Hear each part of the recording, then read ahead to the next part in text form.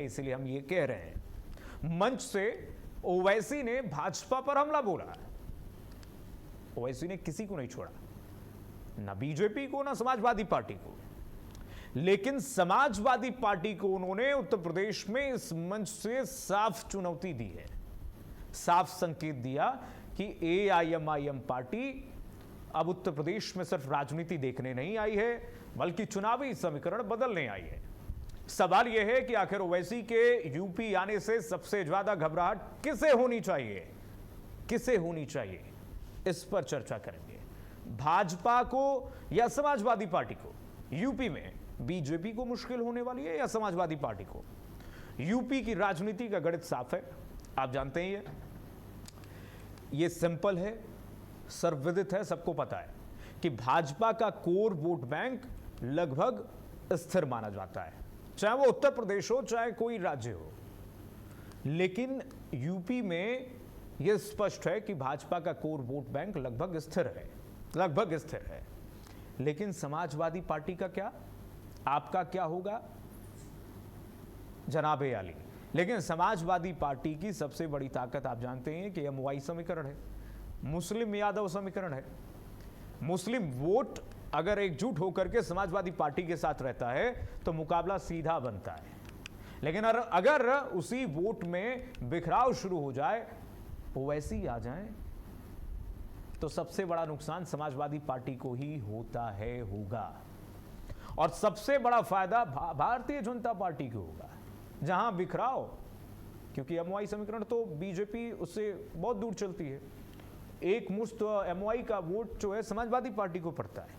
लेकिन अगर उसी एमवाई समीकरण में अगर ओवैसी सेंध लगा लेते हैं तो सीधा फायदा तो बीजेपी को होगा। यही वजह है कि बहराइच की रैली को सिर्फ एक जनसभा नहीं, बल्कि 2027 की राजनीतिक रणनीतिक लड़ाई की शुरुआत माना जा रहा है। याद कीजिए, बिहार में जब ओवैसी को महागठबंधन में जगह नहीं मिली, सीमांचल में एआईएमआईएम ने चुनाव लड़ा, वोट बटे, सीटों का गणित बदला, और उसके बाद वर्षों तक ये बहस चलती रही कि सबसे ज्यादा नुकसान किसको हुआ, फायदा किसे मिला। अब यही सवाल उत्तर प्रदेश में भी खड़ा है। क्या ओवैसी मुस्लिम समाज को नया राजनीतिक ऑप्शन दे रहे हैं, विकल्प दे रहे हैं, ऑल्टरनेटिव ऑप्शन दे रहे हैं क्या? या फिर उसकी राजनीति एआईएमआईएम की राजनीति, ओवैसी की राजनीति, उनकी राजनीति सीधे सीधे समाजवादी पार्टी के वोट बैंक में सेध लगाने वाली है? सवाल नंबर 1। अगर मुस्लिम वोट का सिर्फ 5% हिस्सा भी इधर उधर होता है यूपी में, तो दर्जनों सीटों का परिणाम बदल सकता है। और क्या यही वजह है कि ओवैसी अब बहराइच, श्रावस्ती, बलरामपुर, संभल, रामपुर, मुरादाबाद और पश्चिमी यूपी के उन इलाकों पर फोकस कर रहे हैं जहां मुस्लिम वोट निर्णायक भूमिका में है, बहुतायत हैं? आप जानते हैं ये मुस्लिम बहुल जिले हैं। और सबसे बड़ा सवाल है कि क्या 2027 में भाजपा की असली ताकत उसकी अपनी रणनीति होगी या फिर विपक्ष के वोटों का बिखराव? बीजेपी क्या चाहती है कि विपक्ष के वोट का बिखराव हो जाए, एमवाई समीकरण टूट जाए, जिससे कि सीधा फायदा बीजेपी को हो। क्या ओवैसी भाजपा को रोकने आए हैं या अनजाने में भाजपा का रास्ता आसान करने वाले हैं? बहराइच से उठी संकार के राजनीतिक मायने क्या हैं? अखिलेश यादव की चिंताएं क्यों बढ़ गई हैं? और 2027 में मुस्लिम वोट आखिर किधर जाएगा? आज इसी पर हम बहस करेंगे। मैं उसे परिचय भी कराऊंगा, लेकिन सबसे बड़ी बात यह है कि इस वक्त राजनीतिक बयानबाजी तेज हो चली है। जरा सुनिए राजनीतिक बयानबाजी उत्तर प्रदेश में किस तरह से हुई और ओवैसी के बयान क्या थे, जरा उसे सुनिए, उसके बाद चलेंगे बहस पर, मेहमानों से रूबरू कराएंगे। आपसे गुजारिश ये है कि आप जानते ये हैं कि अगर आप संविधान को पढ़ेंगे तो संविधान के दफा 37 को अगर हम पढ़ेंगे और संविधान का जो पहला पन्ना है, पहला सफा है, उसको अगर आप पढ़ेंगे तो उसमें लफ्ज इस्तेमाल हुआ इंसाफ का, जस्टिस का। अगर आप संविधान की दफा 37 को पढ़ेंगे तो उसमें बात आई है सियासी इंसाफ की।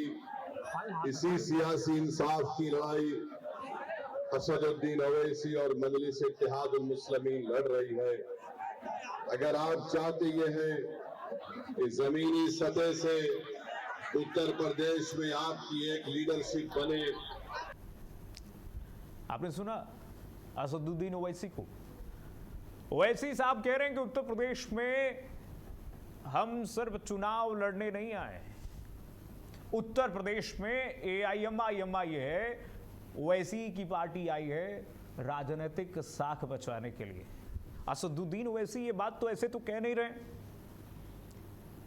जाहिर सी बात है निश्चित तौर पर ओवैसी ने एक पूरी रूपरेखा तय की होगी इससे पहले, क्या सांठगांठ किससे हुई है ये सब अंदर खाने की बात है, लेकिन वो धीरे धीरे सतही तौर पर मंच से उन्होंने एक संकेत दे दिया।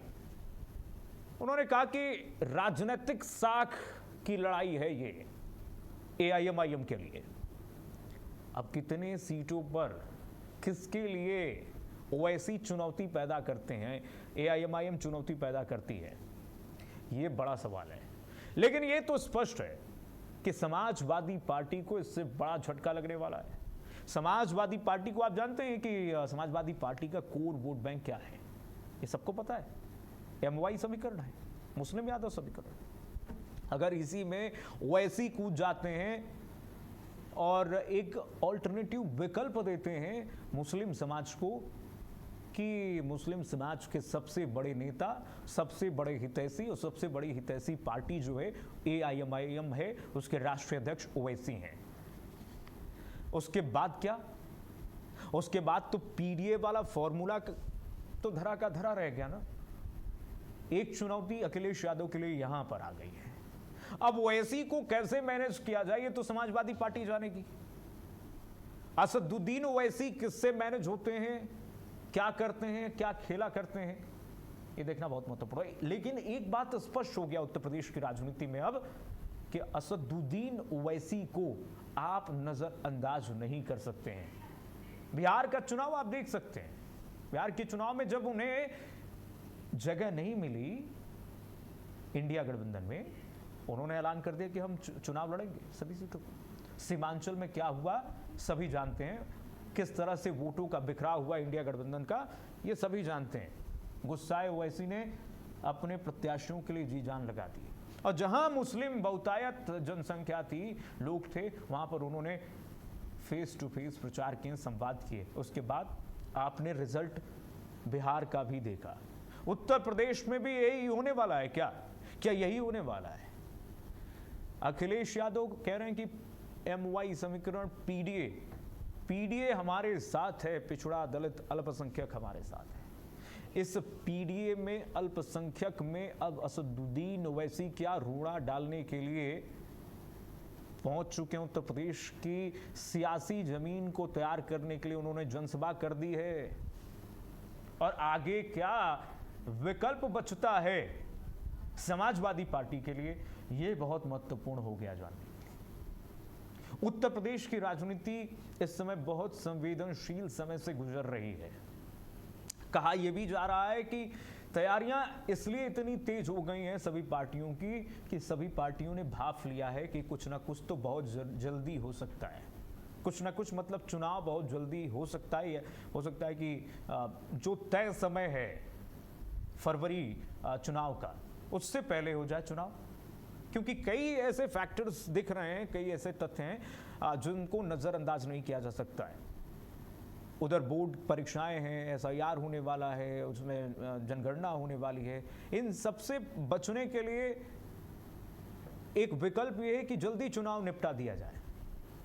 और ये हम देख रहे हैं लगातार मुख्यमंत्री योगी आदित्यनाथ के चुनावी भाषणों में, जो भाषण है राजनीतिक भाषण है, जब सीएम जा रहे हैं कहीं भी किसी भी जिले में, तो आप मंच से उनके शब्दों को सुनिए। उसके बाद समाजवादी पार्टी की तैयारी को देखिए। अब ओवैसी कूद गए हैं, ये देखिए यूपी की राजनीति में कितनी तेजी से पूरे समीकरण को बदला जा रहा है। अब ओवैसी के आने से, असदुद्दीन ओवैसी के आने से उत्तर प्रदेश की राजनीति और गर्मा गई है, यूपी की राजनीति गर्मा गई है उनके बयान से। आइए इसी मुद्दे पर आज बहस करते हैं। हमारे साथ मेहमान जुड़ गए, मेहमानों से परिचय कराऊं। हमारे साथ तपोषपाल जी जुड़ रहे हैं, प्रवक्ता बीजेपी। तपोषपाल जी का मैं बहुत स्वागत भारत अपडेट पर कर रहा हूं। जगदीश सिंह जी हमारे साथ जुड़ रहे हैं, समाजवादी पार्टी प्रवक्ता जगदीश सिंह जी का मैं बहुत स्वागत करूंगा। जगदीश जी को आवाज मिल पा रही है क्या? जगदीश जी बहुत स्वागत है आपका सर। हमारे साथ मनमोहन झा गामा जुड़ रहे हैं, नेता AIMIM। मनमोहन झा का मैं बहुत स्वागत करूंगा। मनमोहन झा जी, सबसे पहले आपके पास ही आऊंगा मनमोहन जी, क्योंकि आपके पार्टी के सर्वोच्च नेता ओवैसी ने बयान दिया उत्तर प्रदेश में, उससे यूपी की सियासत गर्मा गई है। यूपी में आप लोग किसकी खाट खड़ी करने के लिए, देशी भाषा में अगर हम कहें तो आप आए हैं? मनमोहन झा जी, ये बताइए किसके लिए मुश्किल पैदा करेंगे आप, समाजवादी पार्टी के लिए या बीजेपी के लिए? देखिए, हमारे नेता बैरिस्टर असदुद्दीन ओवैसी साहब ने खुले मंच से कहा कि भारतीय जनता पार्टी को अगर हराना चाहते हो, सांप्रदायिक शक्तियों को रोकना चाहते हो, तो सम्मान के साथ हम गठबंधन करने को तैयार हैं। और अगर आप नहीं करते हैं तो ये लोकतंत्र है, संविधान हमें इजाजत देती है, हम राजनीतिक पार्टी है, चुनाव ही लड़ेंगे और चुनाव लड़ना मेरा धर्म है। और उत्तर प्रदेश में हमारे प्रदेश अध्यक्ष शौकत साहब, जिनको की मथुरा विधानसभा से पहला प्रत्याशी के रूप में घोषित किया हमारे राष्ट्रीय अध्यक्ष जी ने, उनके नेतृत्व में हम कार्यकर्ता जमीनी स्तर पर इतनी मजबूती से कार्य कर रहे हैं कि 200 सीटों पे बहुत बेहतर परिणाम मिलने की उम्मीद है हम कार्यकर्ताओं को। और जैसा कि आप सबको पता है कि 200 सीट पे ऑल इंडिया मजलिस इत्तेहाद मुस्लिम चुनाव लड़ने जा रही है, और हार और जीत ऊपर वाला तय करेगा और जनता तय करेगी। यानी कि मनमोहन झा जी, आप ये कह रहे हैं कि AIMIM यूपी में 200 सीटों पर लड़ने जा रही है चुनाव? जी 200 सीटों पे शौकत साहब ने कार्यकर्ताओं को जो दिशा निर्देशित किया है, आप देखेंगे हमारे सोशल मीडिया को खंगालेंगे तो आपको पता चलेगा कि निरंतर हमारे प्रदेश अध्यक्ष जमीनी स्तर पे और हम कार्यकर्ता बूथ बाय बूथ कार्य कर रहे हैं। तब तो सर मनमोहन झा जी, आप तो खेला कर देंगे, पूरा खेल ही बिगाड़ने के लिए आप उतर गए हैं। जगदीश जी, देखिए जगदीश जी के पास जाओ।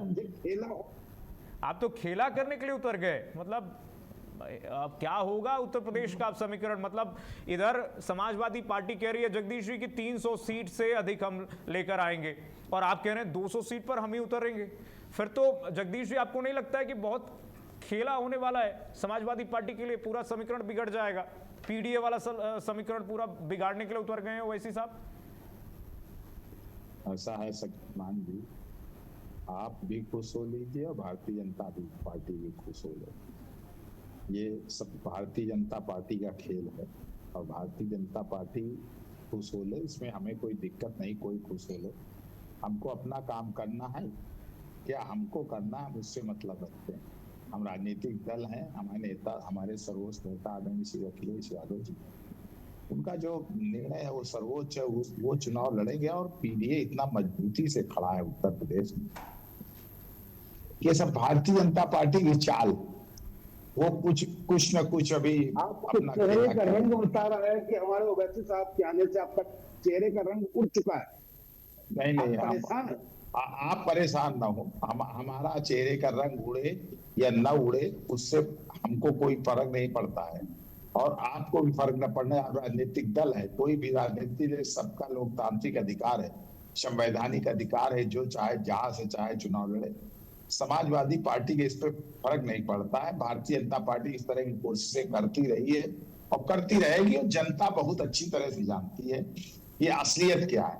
असलियत ये है कि महंगाई, बेरोजगारी, भ्रष्टाचार से जनता उब चुकी है। किसान, एक बात बताइए जगदीश जी, एक बात बताइए, आप कह रहे हैं भारतीय जनता पार्टी कोशिश कर रही है, बीजेपी ने लाया क्या AIMIM को यूपी में? और कौन लाया? आप लाए। AIMIM जो है धरातल पे सोने पे मजबूर कर दिया RJD को, और वही भाषा का इस्तेमाल समाजवादी पार्टी उत्तर प्रदेश में कर रही है। और उत्तर प्रदेश की आवाम, उत्तर प्रदेश का नंबर है मेरे भाई गामा जी, जब मेरा भाई जब आपका नंबर आए तो आप बोलिएगा, हमारा नंबर है, हमको जरा इनसे निपट लेने दीजिए। बोलिए हाँ भाई, जब बताइए जगदीश जी, बोलिए।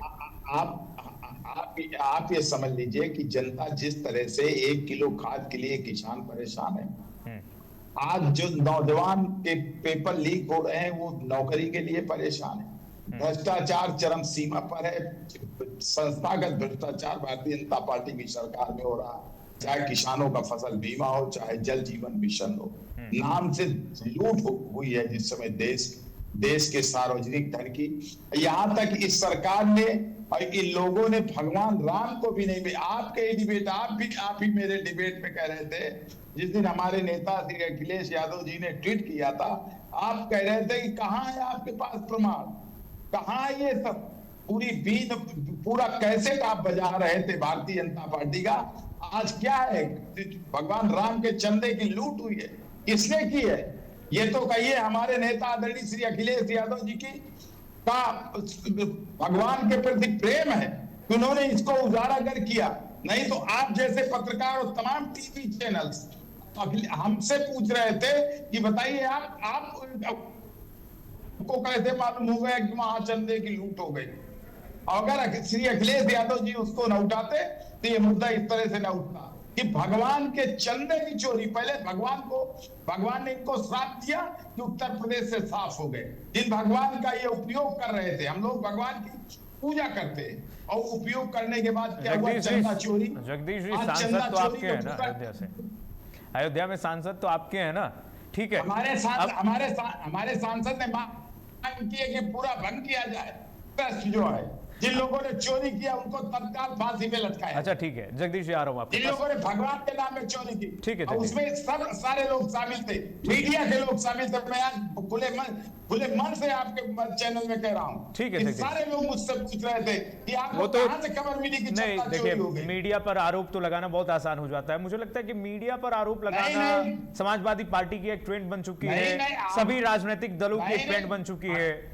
मीडिया पर ऐसे आरोप मत लगाइए। तपोषपाल जी, अब देखिए जगदीश जी आपको टीम बी बता रहे हैं। वो कह रहे हैं एक मिनट रुकिए ना, सवाल पूछ लेने दीजिए। तपोषपाल जी कह रहे हैं मनमोहन झा जी को, AIMIM को आप लोग लेकर आ गए, टीम बी है AIMIM। देखिए, सबसे पहले तो आज सोमवती अमावस्या है। सोमवती अमावस्या की बहुत हार्दिक शुभकामनाएं। और परम पूजनीय बाबा नीम करोली महाराज जी के आश्रम कैची धाम की आज स्थापना दिवस है, उसके लिए भी राम राम सभी को और बहुत बहुत हार्दिक शुभकामनाएं। अरे राम चंदा लूट लिया आप लोगों ने। अरे तो राम बोल रहे हैं, उसमें क्या दिक्कत है? वो राम बोल रहे हैं, उसमें क्या दिक्कत है?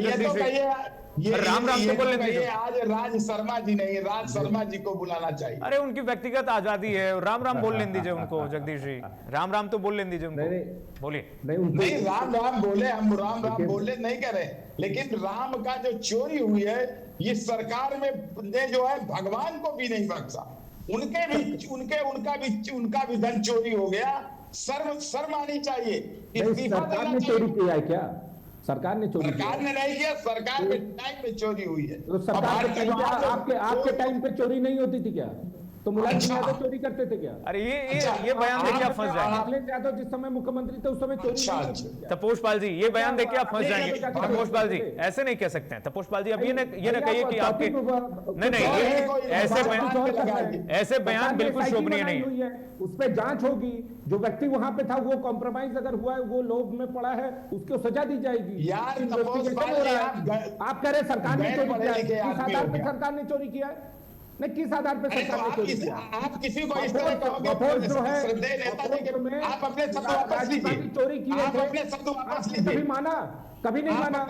मुलायम सिंह यादव हमेशा उनको क्लीन चिट देते रहे बफोर्स में। और अभी जो है ये सोनिया गांधी और यही अहंकार तुम लोगों को दे डालेगा। आप लोग जिस तरह से कभी दिया तो उसी में चर्चा कर लेते हैं टीवी चैनल में बैठ करके। आप देखिए चाहने वाले ये कि सरकार ने चोरी किया है, नेताजी के चाहने वाले करोड़ चोरी कहीं से भी हो सकती है। इन्वेस्टिगेशन होगी और उस पर बातें होंगी। चोरी नहीं हुई, शर्म आनी चाहिए भगवान। शर्म करिए, उसको डिफेंड कर रहे हो। दंड मिलेगा, आपको मेरे साथ बोलना चाहिए। अगर आपको भाई शर्म आनी चाहिए कि आप उसको डिफेंड कर रहे हैं। आपको शर्म आनी चाहिए। हमने कभी डिफेंड नहीं किया है। आपको शर्म आनी चाहिए। हमने कभी डिफेंड नहीं किया। हमारे सरकार ने हमेशा जीरो टॉलरेंस की नीति अपनाई है। जीरो टॉलरेंस आपने कहा है अपराधी है उसको शरण देने का काम किया है। अब राम भद्राचार्य ये सरकार है कि तमाशा हो गई है? अतीका मत क्या थे, तमाशा थे क्या?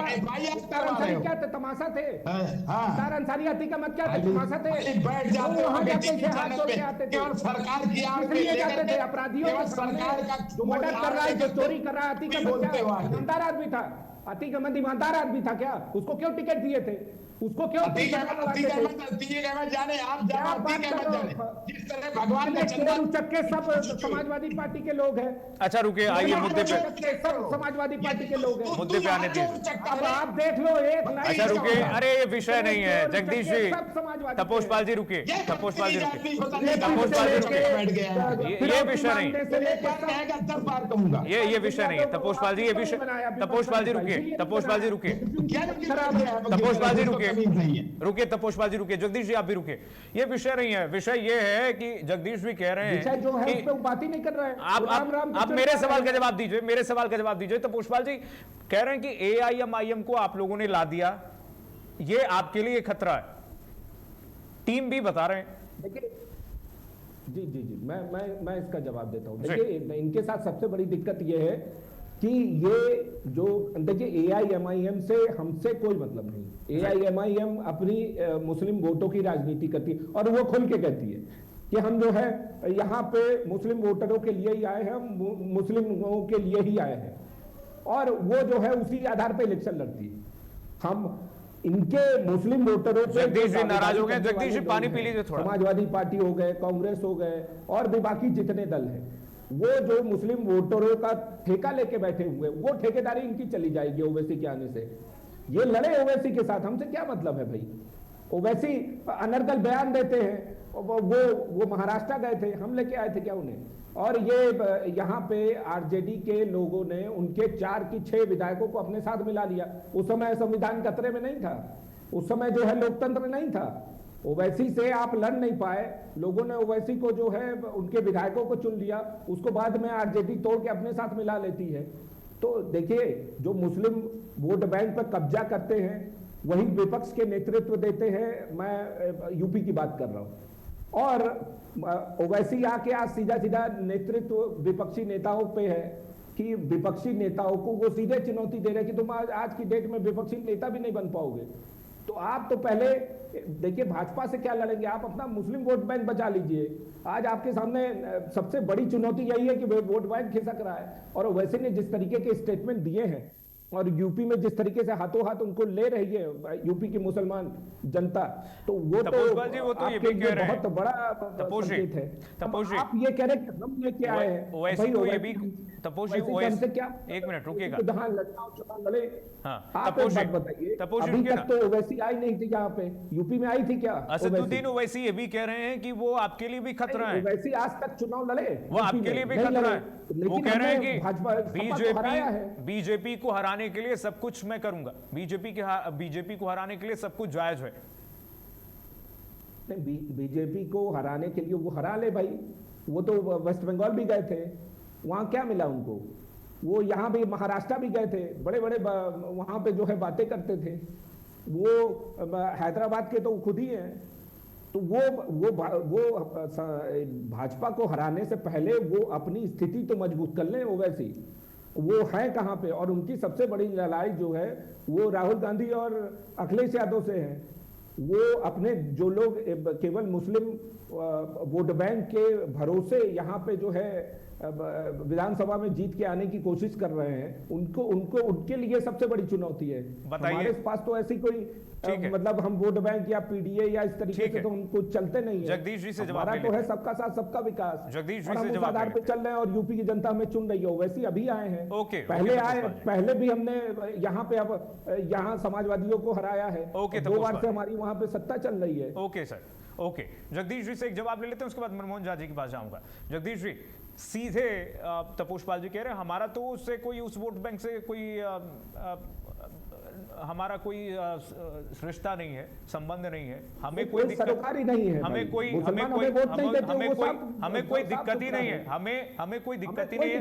जो खेल वोट नहीं देते, आप वेस्ट बंगाल में देख लीजिए। एक मिनट, जो खेला बिगड़ेगा वो समाजवादी पार्टी का बिगड़ेगा। जगदीश जी, हमारा खेला बिगड़े इनसे, ये तो चाहते ही हमारा खेला बिगड़ा। हम इनके कब हाथ जोड़ने जाते कि हमारा खेला मत बिगाड़िए। हमको इनसे मतलब नहीं है, हमको क्या करना हम स्वयं जानते हैं। और हम ये भी जानते हैं, खुश हो रहे हैं कि मुस्लिम उनको हाथों हाथ ले रहे हैं। और बढ़ाइए, उनको बताइए कि मुस्लिम का पूरा नेता वो ओवैसी साहब है। भारतीय जनता पार्टी जितने बोलेगी उतने मुसलमान जानता है कि उनका हमदर्द और क्या है। और आप इसमें चक्कर में हम लोग खूब अच्छी तरह से जानते हैं कि भारतीय जनता पार्टी जितने ज्यादा उनको जो है मुसलमानों का रहनुमा बताएगा, ये बताएंगे कि मुसलमान को हाथों हाथ ले रहे हैं, तो वो स्वयं मुस्लिम समझता है। मुस्लिम भाई हमारा इतना समझदार है, वो जानता है कि किस पे भरोसा आज तक करता चला आया है और किसके साथ भरोसा कायम है। और मुस्लिम भाई इतना कमजोर नहीं है, समझ रहे हैं ना शक्तिमान जी। इतना उत्तर प्रदेश का मुस्लिम भाई बहुत मजबूत है, वैचारिक रूप से। मुझे लग रहा है जगदीश जी आपकी भी याददाश्त भारतीय जनता पार्टी के झांसे में आने वाला नहीं है। जगदीश जी, मुझे लग रहा है ओवैसी साहब के आने से आपकी याददाश्त कम हो गई है। मेरा नाम भी गलत ले रहे हैं आप, ठीक है। मनमोहन झा जी, अब ये कह रहे हैं, रुक जाइए, आपका नाम जो है स्क्रीन पे नहीं आ रहा है, आप अपना नाम बता दीजिए। ये देखिए, स्क्रीन पे आ ही नहीं, मेरा नाम कीर्तिमान है। इतना अभी तो 27 चुनाव, मेरे भाई यहाँ नहीं रहा। 27 चुनाव अभी 6-7 महीने है। इतनी जल्दी याददाश्त कमजोर होगी तो फिर तो आप लोग डिबेट पे आके बैठ लेंगे। महाराज मनमोहन झा जी, स्क्रीन पे नहीं आ रहा है, आप अपनी स्क्रीन ठीक कराइए। चलिए ठीक है, मैं पीसीआर से अपनी स्क्रीन ठीक कराइए, स्क्रीन में नहीं आ रहा। मैं कहूंगा ठीक कराइए फुल स्क्रीन। मैं कहूंगा ठीक करवा। पता नहीं कैसे आपको नहीं आ रही स्क्रीन, सबको दिख रही है। मनमोहन झा जी बताइए। नहीं, हमको नहीं आ रही, आप अपने उनसे पूछिए, अपने टेक्निकल स्टाफ। ओके जगदीश जी। मनमोहन झा जी कह रहे हैं कि मतलब मनमोहन झा जी, जगदीश जी कह रहे हैं कि सबसे बड़े मुसलमानों के रहनुमा हम हैं उत्तर प्रदेश में, अखिलेश जी हैं। ओवैसी साहब चिंता ना करें। समाजवादी पार्टी कितनी बड़ी रहनुमा है, मैं आपको गिनती करवा बताइए। और उससे पहले मैं पाल साहब की बातें का जवाब दूंगा। पाल साहब ने हमसे कहा कि ये सिर्फ मुसलमानों की वोट की राजनीति करते हैं, तो ये आरोप आप गलत लगा रहे। मैं मुसलमान नहीं, मैं ब्राह्मण हूँ, सनातनी हूँ, हिंदू हूँ और अपने नेता बैरिस्टर असदुद्दीन ओवैसी साहब में आस्था रखता हूँ। उनके विचारों से सहमत हूँ मैं। वो संविधान को लेकर चलना चाहते हैं, इसलिए हम उनके साथ चल रहे हैं। और सिर्फ मुसलमान ही नहीं, उनके साथ दलित भी है, हिंदू समाज के बहुत सारे लोग हैं। सीधा बोलिए, पीडीए है उनके साथ। झा साहब यूपी की भाषा में, झा साहब यूपी की भाषा में, और यूपी की भाषा में, अखिलेश यादव की भाषा में बोल दीजिए, पीडीए है उनके साथ। पीडीए उनके साथ, मेरे साथ पीडीएम है, मेरे साथ पीडीएम है। अच्छा, पीडीएम है, मुस्लिम है हमारे साथ। अच्छा जी, क्योंकि ए का मतलब अल्पसंख्यक बताते हैं अखिलेश यादव। पीडीएम उनका पीडीए होगा, तो पीडीए में सिर्फ ये मान लिया कि जब भी सत्ता आएगी तो मुसलमानों का शोषण होगा।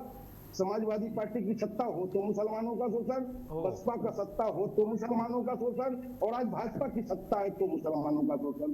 और समाजवादी पार्टी को उत्तर प्रदेश के समाजवादी पार्टी के शासन में मुसलमानों का शोषण कैसे? सुपर सीएम तो आजम खान थे जब समाजवादी पार्टी की सरकार थी तो उत्तर प्रदेश में। आप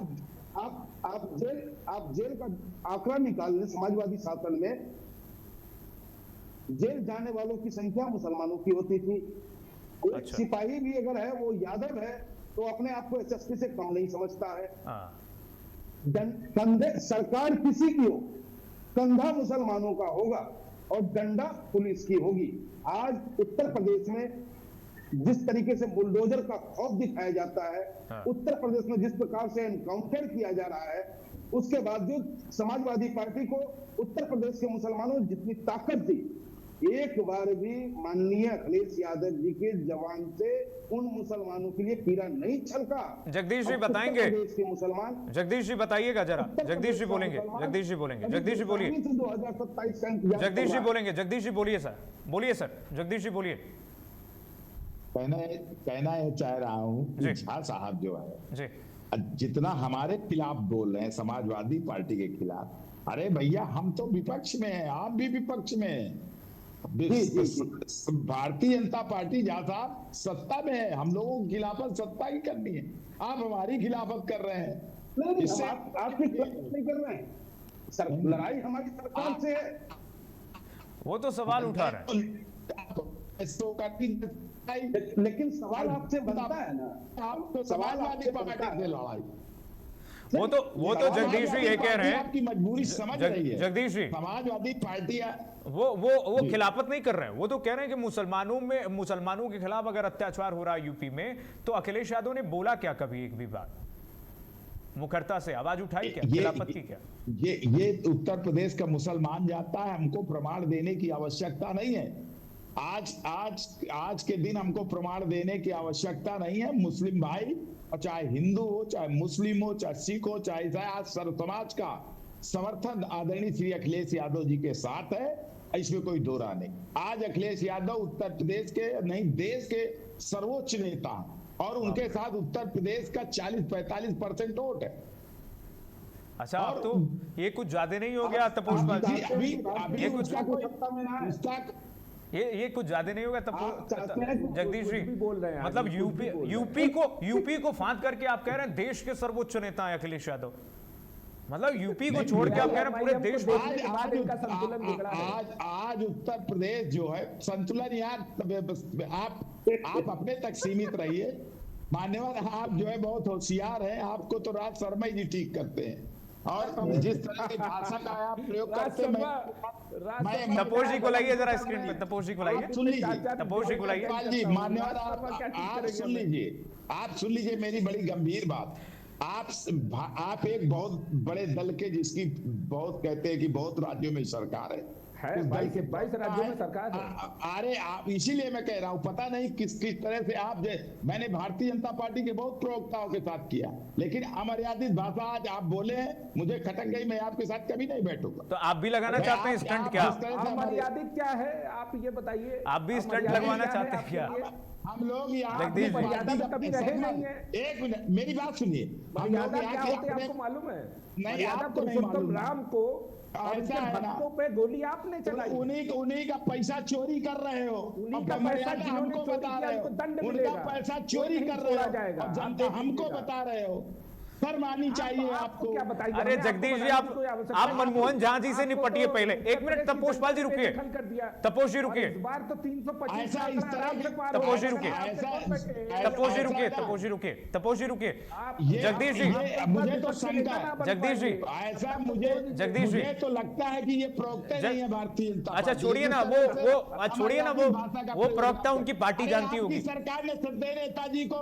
अरे उनकी पार्टी जानती होगी, आप वो छोड़िए, आप वो छोड़िए। जगदीश जी आप निपटिए पहले मनमोहन झा जी से। सम्मान से आप बात नहीं कर सकते। अरे आप AIMIM से निपटिए पहले।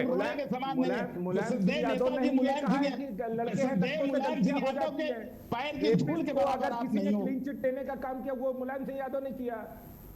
आप बताइए ना, आप बैठ गए, कम से कम बड़ों का सम्मान करना सीखिए। वो राष्ट्र नीति पे, देश की नीति में विफल साबित हुए हैं, देखिए रहे नहीं है। और जगदीश जी मैं यही कहूंगा, जगदीश जी मैं यही कहूंगा, आप भी अपने पार्टी का पक्ष रख रहे हैं। तपोष बाजी रुकिए, तपोष जी रुकिए, तपोष जी रुकिए, तपोष जी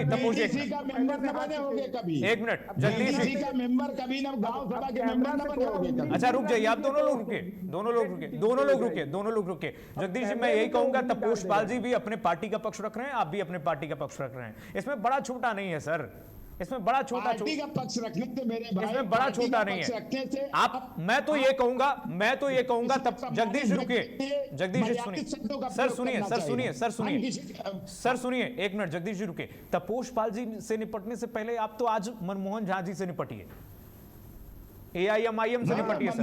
आपका विपक्ष के नेता मनमोहन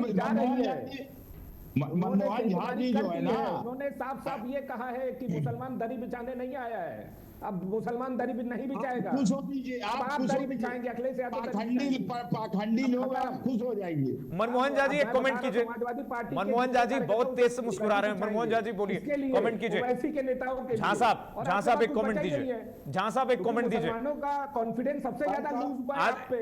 यूपी में जैसे ओवैसी साहब अपने बयान से लगातार सियासत गर्म कर रहे हैं। अभी आप एक कमेंट कीजिए, जरा एक कमेंट कीजिए मनमोहन झा जी, एक कमेंट कीजिए।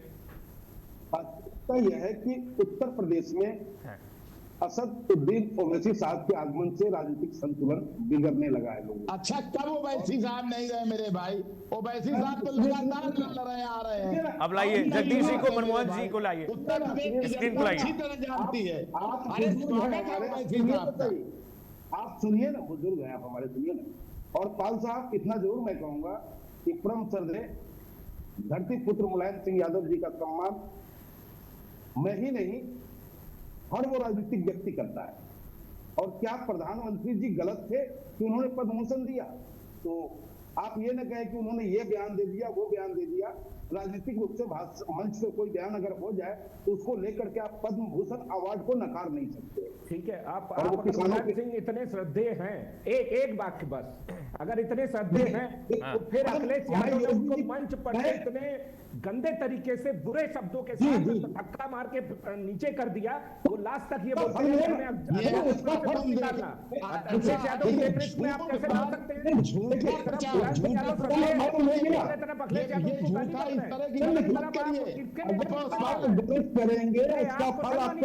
समाजवादियों के सामने सबसे बड़ा प्रश्न यही है कि जो आपके लिए श्रद्धेय थे उसको, उनके बेटे उसको गाली बक रहे हैं। किस तरीके से दखल किया गया? लास्ट में उन्होंने क्या कहा? तुम जिंदगी में कभी राजनीति में नहीं आ पाओगे, तुम जिंदगी में कुछ नहीं कर पाओगे। अब देखो वही हुआ, आज अखिलेश यादव नहीं लगा है। लेकिन आप सुनिए, अब मैं योगी जी का घोर विरोधी हूं, लेकिन शब्दों का मर्यादा तो होगा। माननीय प्रधान, अच्छा ये बताइए, अच्छा ये बताइए, मनमोहन जी छोड़िए ना, आज विषय पर लौटिए ना। मनमोहन जी छोड़िए, वो कौन किसने क्या कहा छोड़िए। मनमोहन जी ये बताइए, दिल पर हाथ रख करके किसका खेल बिगाड़ेंगे आप यूपी में? किसके? समाजवादी पार्टी के खाने में सेंध लगाएंगे? दिल पर हाथ रख करके आपको विश्वास दिलाते हैं आपके चैनल के माध्यम से, उत्तर प्रदेश के दलित, अल्पसंख्यक, कमजोर, मजलूमों को विश्वास दिलाते हैं कि वो हमें ताकत देंगे और उत्तर प्रदेश में बुलडोजर से जुर्म नहीं होने देंगे हम, उत्तर प्रदेश में फर्जी एनकाउंटर नहीं होने देंगे हम। अगर मेरा 25वीं विधायक हुआ तो आप समझ ले कि कानून का राज स्थापित होगा। अच्छा मान लीजिए, बाबा की मनमर्जी नहीं चलेगी। अच्छा मान लीजिए मनमोहन जी आपके 25 विधायक चुन कर आ जाते हैं। अच्छा एक मिनट रुकिए ना, क्या कर लेंगे? एक मिनट तपोषपाल जी रुकिए, 111 विधायक मैं सवाल पूछ रहा हूँ, मैं सवाल पूछ रहा हूँ, रुकिए। झा साहब ये बताइए, मान लीजिए आपके 25 विधायक आ जाते हैं यूपी में, आप किसको समर्थन देंगे? जो भाजपा को रोक रहा होगा, सांप्रदायिक शक्ति को जो रोकेगा उसके साथ हम चलेंगे। समाजवादी पार्टी को नहीं देंगे समर्थन? आपने देखा कि बिहार में राज्यसभा का चुनाव हो रहा था। हाँ। आरजेडी हमारे विधायक को तोड़ता है, आरजेडी हमसे गठबंधन नहीं करता है। हाँ। जब उसे 6-5 वोट की आवश्यकता होती है तो हम भाजपा के साथ नहीं जाते हैं। लेकिन आरजेडी के जो विधायक हैं इनके, उसमें खास करके मुस्लिम फजल रहमान, वो आकर के दिल्ली में बैठ जाता है। हाँ। 2 कांग्रेस का विधायक भाग जाता है। तो क्या ये भाजपा की बी टीम नहीं है? आरजेडी वाले भाजपा की बी टीम नहीं है? अरे आप ये तो गजब हो गया, आरजेडी को आप भाजपा की बी टीम बना रहे हैं, ये मतलब गजब हो गया। सूरज कहां से निकल गया? आरजे, अरे राबड़ी देवी तपोषपाल जी क्या बात कर रहे हैं? मतलब ये तो गजब हो गया, आरजेडी कब से बी टीम हो गई? राबड़ी देवी का बंगला छिन गया है, आपको मालूम है कि नहीं? कहां रहेंगे? हम आरजेडी प्रत्याशी को वोट हम दे रहे हैं, सिक्योरिटी वोट नहीं दे रहे। मतलब आप सोचे कि भाजपा की टीम कौन है? तपोषपाल जी, पाल साहब ने तपोष जी, मतलब ये तो अलग ही बयान झा साहब दे रहे हैं, ये तो अलग ही बयान झा साहब दे रहे हैं, कह रहे हैं आप बी टीम है आरजेडी की। कुछ अलग ही उपन्यास लिखने की कोशिश कर रहे हैं, लेकिन उनके उपन्यास पे कोई भरोसा नहीं आपने कहा कि 111 विधायक होकर के भी नहीं रुक रहा है, तो 25 कैसे रुकेगा? रुक क्या रहा है? मैं कह रहा हूं कुछ कर नहीं पा रहे हो, अपराधी मारे जा रहे हैं, अपराधियों को नहीं बचा पा रहे हो, दारूल तक कुछ नहीं कर पाए हैं इस बार। अपराधी मारे जाएंगे, इनकाउंटर होगा, अवैधों पे बुलडोजर चलेंगे। 11 विधायक समाजवादी पार्टी कुछ नहीं कर पाए, ये मैं कह रहा हूँ। 25 विधायक लेके करेंगे क्या? 25 विधायक क्या होगा? गाजियाबाद में नीरज त्यागी के माता पिता लगातार 15 दिनों से धरना पे बैठे हैं कि उसके बेटे के हत्यारे का एनकाउंटर हो, बुलडोजर चले, लेकिन क्यों नहीं चल रहा है? क्योंकि उसकी हत्या करने वाला यक्स अटिक था। अच्छा, और वही गाजियाबाद में असद अगर मारता है तो उसका एनकाउंटर भी होता है और घर पे बुलडोजर भी चलता है। चलिए, कैसा न्याय है, कैसा संविधान है? तपोषपाल जी बोलिए। उनको बख्शा नहीं जाएगा, वो चाहे जो हो, कंटिन्यूअसली जितने भी इनकाउंटर हो रहे हैं वो कोई ना धर्म देख के हो रहा है ना जाति देख के हो रहा है, सिर्फ अपराध देख के हो रहा है, और अपराधियों को नहीं बख्शा जाएगा। पंडितों सबसे ज्यादा अगर आप जाति और धर्म ढूंढने की कोशिश कर रहे हैं, ये गलत है, ये गलत। अच्छा, मुझे लगता है मनमोहन झा जी को वो बात समझ में आ गई। जगदीश जी ने जो अपील की मनमोहन झा जी से कि मेरी खिलाफत क्यों कर रहे हो, बीजेपी की खिलाफत करो, समझ में आ गया। मनमोहन झा जी को समझ में आ गया। जगदीश जी, आपकी अपील तो मनमोहन झा जी ने सुन ली, अब अखिलेश यादव और ओवैसी साहब से कुछ होगा क्या? उत्तर प्रदेश में कुछ होगा क्या? जल्दी से कोलैबोरेशन कर ले, हम तो ये चाहते हैं। अब बताइए, अब तपोषपाल जी कह रहे हैं अलायंस कर लीजिए। जगदीश जी, जल्दी तुरंत करिए, अब यहीं बैठे बैठे कर लीजिए। जगदीश जी बोलिए सर। जी बोलिए सर, क्या पूछना चाहते हैं बताइए। मैं कह रहा हूं, आपने जो अपील की मनमोहन झा जी से कि हमारी खिलाफत क्यों कर रहे हो, समाजवादी पार्टी क्यों खिलाफत करो, बीजेपी करो, हम लोग तो एक हैं। देखिए, ऐसा है, मुझे किसी राजनीतिक दल से क्या करना है क्या नहीं करना है, हर राजनीतिक दल स्वतंत्र है अपने लिए, उसकी अपनी नीति और निर्धारित करता, उस अनुसार काम करता। रही बात हमारी लड़ाई केवल और केवल भारतीय जनता पार्टी से, और भारतीय जनता पार्टी के एकमात्र विकल्प समाजवादी पार्टी है, जिसने अभी 2024 के चुनाव में भारतीय जनता पार्टी को जो ये चिल्लाते थे अब की बार 80 के 80, तो इनको औकात मिला के 33 पे और मानेंगे नहीं मानेंगे। अरे बिल्कुल, आप जरा मेरी बात हो जाने जी साहब, मेरी बात हो जाए।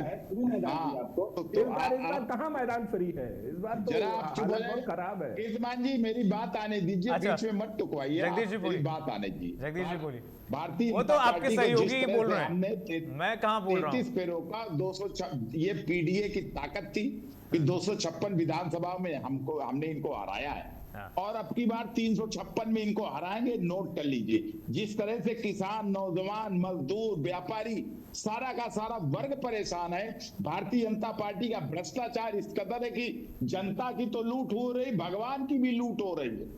जिस भगवान के आप कितने सीटों पे चुनाव लड़ रहे हैं, पहले ही बता दीजिए, कितने सीटों पे चुनाव लड़ रहे हैं? चुप रहिए, आप जितने का दावा कर रहे हैं उतने पे तो लड़ भी नहीं रहे हैं। पूछेंगे आप चुप कितने पे लड़ रहे हैं ये बताइए यार। भाई कीर्तिमान, ये कैसे आदमी है भारतीय जनता पार्टी का?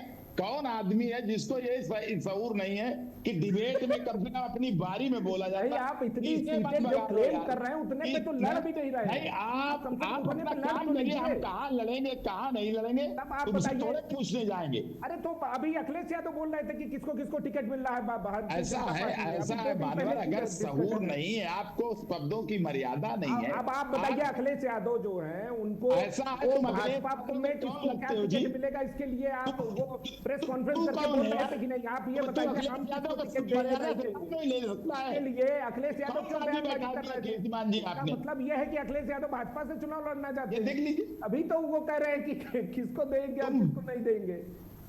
नहीं, आप गैर पढ़े लिखे आदमी बताइए, आप कितने सीटों में इलेक्शन लड़ रहे हैं? अरे चुप रहो यार, तुम्हारी बात का किसी बात का कितना दे रहे हैं? कांग्रेस तो 100 सीटों की बहुत आदमी हो तो आपको शब्दबाजी का, किसी सम्मानित व्यक्ति का नाम लेना नहीं आता है, इसलिए आप चुप रहिए। आप पता नहीं कहां से आके, कभी प्रधानी के बीडीसी लड़े हो, कभी प्रधान गांव सभा के सदस्य रहे हो, पता नहीं भारतीय जनता पार्टी, मुझे शक है भारतीय जनता पार्टी के आप प्रवक्ता हो कि आपको हम अगर नाम लेते योगी जी का तो योगी जी कहते। आप अखिलेश यादव जी को, इतने बड़े नेता को आप शर्म आनी चाहिए, आप उनकी पैर की धूल के बराबर नहीं हो और बोल रहे हो अखिलेश यादव ने अपने पिता का सम्मान रखा। तुम अपने पिता का अपने पिता का सम्मान नहीं कर सकता है, कसम खा के कैसे कहीं का झूठ प्रचार कर रहा है टीवी चैनल में बैठ करके। जनता उन्होंने अपने पिता का सम्मान रखा, उनको अध्यक्ष पद से निकाल दिया। जो व्यक्ति अपने पिता का सम्मान अरे नहीं कर तुम पाता है, काजी हो क्या? इसके पास इतना कॉमन सेंस नहीं है कि ऑस्ट्रेलिया से पढ़ने के बाद कैसे संस्कार में रहे। जिस व्यक्ति के पास संस्कार नहीं है, संस्कार तुमसे सीखेगा कि तुम शर्म आनी चाहिए तुमको जब संस्कार में तुमने अपने बाप का संस्कार किया रहते हैं कि हमारे परिवार है और बाकी लोगों का परिवार नहीं है। वो अपने परिवार में अपने माता पिता का सम्मान रखे। तो जिनको अपने पता नहीं कहां से ऐसे आदमी को बैठा दिए हो आप। आज मेरा बात करेंगे। अब आप चाह रहे हैं कि विपक्ष भी उनका सम्मान कर, कहां से सम्मान कर लेगा? एक व्यक्ति उसका सम्मान नहीं करता, ना पार्टी में ना कीर्तिमान जी, कीर्तिमान जी, जगदीश बोलिए। इस तरह के आदमी को अगर ये जो है इनको तमीज सिखा दीजिए और तमीज से बोले, अन्यथा मैं डिबेट छोड़ दूंगा। आप तमीज सिखा दीजिए। जगदीश जी बोलिए। वो अपने पिताजी का सम्मान से ले, अखिलेश नहीं, जगदीश जी बोलिए। तुझसे क्या लेना देना? गलत व्यवहार करेंगे और उनका सम्मान करेंगे तो हम क्यों उनको जो है एंडोर्स करेंगे? उनको कहिए अपने पिताजी का सम्मान करें। सबसे पहले तो अखिलेश यादव का सम्मान यादव जी को आप हमसे आके कहिए कि उनका सम्मान। अच्छा ठीक है, जगदीश जी बोलेंगे। जगदीश जी बोलिए, मुद्दे पे आइए सर। ऐसा कि कीर्तिमान जी, इस आदमी को डिबेट में अगर बुलाना है तो मुझे मत बुलाइएगा। अरे नहीं, ऐसे नहीं, आप भी सम्मानित हैं, तपस्पाल जी भी सम्मानित, ऐसे नहीं। जिस आदमी के पास ये मर्यादा न हो। अरे सर ऐसे नहीं, राजनीतिक मतभेद रखिए, व्यक्तिगत मतभेद। ये आदमी जो है समझ ही नहीं पाता कि किसको क्या बोलना है। नहीं सर, आप भी सम्मानित हैं, वो भी सम्मानित हैं, वो भी सम्मानित हैं, आप भी सम्मानित हैं हमारे लिए। हमारा सम्मान न करो, मैं नहीं कहता मेरा सम्मान करो, मगर मेरे नेता का सम्मान करो जिसको करोड़ों चाहने वाले। तो उसने अपने पिताजी का सम्मान नहीं किया ना। अरे तू ठेकेदार है क्या रे? बदतमीज कहीं का। ऐसे नहीं जगदीश जी, ऐसे नहीं। आप मुद्दे पे आइए, ऐसे नहीं।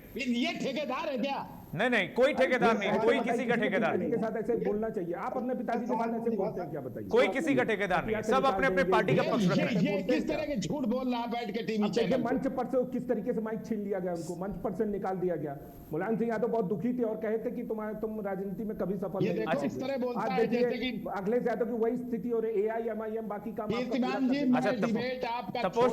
अच्छा रुके तपोषपाल जी, रुके। नहीं जगदीश जी बताइए, जगदीश जी मुद्दे पे आइए। नहीं बोलेंगे तपोषपाल जी, नहीं बोलेंगे तपोषपाल जी, नहीं बोलेंगे। बोलिए जगदीश जी, बोलिए जगदीश जी, बोलिए जगदीश जी, बोलिए जगदीश जी, बोलिए। मनमोहन झा जी अभी नहीं, जगदीश जी। झा साहब, जिस आदमी को दूसरे का सम्मान करना ना आता हो। अरे सर अपने मुद्दे पे आइए। अरे छोड़िए इस टॉपिक को, छोड़ दीजिए अब इस टॉपिक को। आदमी को कैसे अब इस टॉपिक को छोड़िए, ऐसे नहीं। अरे फ्रस्ट्रेशन मत होइए जगदीश जी, विषय पर आइए सर। तपोषपाल जी नहीं, प्लीज तपोषपाल जी, डिबेट ऐसे नहीं चलेगी, डिबेट ऐसे नहीं, प्लीज सबको अपनी अपनी बारी में बोलने दीजिए। जगदीश जी बोलेंगे, जगदीश जी बोलिए, जल्दी विषय पर आइए सर, जल्दी। क्या पूछना चाहते? मैं ये पूछ रहा हूं जो आपने आप बोलते बोलते पर्सनल आप भूल गए। मैं कह रहा हूं कि AIMIM आपके सारे रणनीति को बिगाड़ रही है।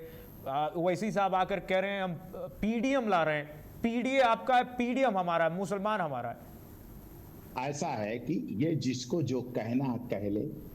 हमको AIMIM से कोई लेना देना नहीं है। हमको हमारा एकमात्र टारगेट है, हमारा जो गोल है वो है भारतीय जनता पार्टी को हराना। अब वो हराने के लिए हमने PDA को एकजुट किया है। PDA के अधिकारों का जिस तरह से हनन हुआ है, 14,349 पिछड़े और दलितों का जिस तरह से आरक्षण इस सरकार ने लूटा है, किसानों को जिस तरह से परेशान किया, उनको 1 किलो खाद नहीं मिल रही, नौजवानों के नीट जैसे पेपर, बड़ी पेपर में जिस तरह से भ्रष्टाचार का बोलबाला है, हाँ। पेपर बिक रहे हैं, नौजवानों को नौकरी नहीं मिल रही है, हाँ। अस्पतालों में दवा। चलिए ठीक है तपोषपाल जी, एक लास्ट कमेंट दीजिएगा तपोषपाल जी। हमारा एजेंडा हो, हम सामाजिक समझ गया सर, हो गया सर, प्लीज हो गया सर। अब तपोषपाल जी आप भी सम्मानित, वो भी सम्मानित। तपोषपाल जी जल्दी से, फिर उसके बाद में मोहन झा जी। नहीं देखिए, इनकी स्थिति बहुत इस बार दयनीय और शोचनीय होने वाली है। हमारा 325 का आंकड़ा पार होगा इस बार, ठीक, और समाजवादी पार्टी पूरी तरीके से समाप्त हो जाएगी। चलिए ठीक है, मनमोहन झा जी जल्दी से, मैं वाइंड अप करूंगा। हम तो बार बार इतना ही कहेंगे आपके चैनल के माध्यम से कि उत्तर प्रदेश के मेरे मुसलमान भाइयों, कमजोर भाइयों, अब आपको घबराने और डरने की आवश्यकता नहीं है। चलिए ठीक है, मनमोहन झा जी, जगदीश जी, तपोष पाल जी, आप तीनों मेहमानों का बहुत शुक्रिया। अपनी अपनी पार्टी का आप लोगों ने पक्ष रखा और सभी अपने अपने पार्टी का पक्ष रख रहे हैं। डिबेट में कोई व्यक्तिगत मतभेद नहीं होने चाहिए। पार्टी की वैचारिक मतभेद है वो चलेगा, लेकिन व्यक्तिगत मतभेद नहीं। उत्तर प्रदेश की जनता देख रही है, वैसी जब से आ रहे हैं, क्या सिरा बिगड़ेगा, क्या खेला होगा, ये तो उत्तर प्रदेश की जनता बताएगी। फिलहाल के बस इतना ही। खबरें लगातार जारी देखते रहिए भारत अपडेट।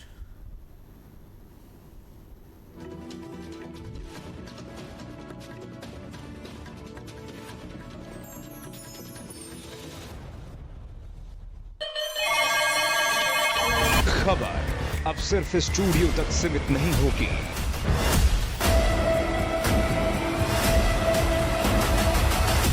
खबर अब शहर, हर गली और हर जमीन से होगी। अब देश देखेगा सबसे तेज, सबसे बड़ा नेटवर्क। दिल्ली से लेकर पूर्वांचल तक, पश्चिमी यूपी से लेकर पहाड़ों तक, हर खबर अब सीधे ग्राउंड जीरो से। मैं लखनऊ से शिव कृपाल मिश्रा, यूपी की राजनीति का केंद्र, हर बड़े फैसले की अंदरूनी खबर। मैं लखनऊ से संजय सिंह, सियासत की हर चाल और हर हलचल, ग्राउंड जीरो से सीधी और बेबाक रिपोर्ट। मैं आगरा से अरुण श्रीवास्तव, इतिहास की नगरी में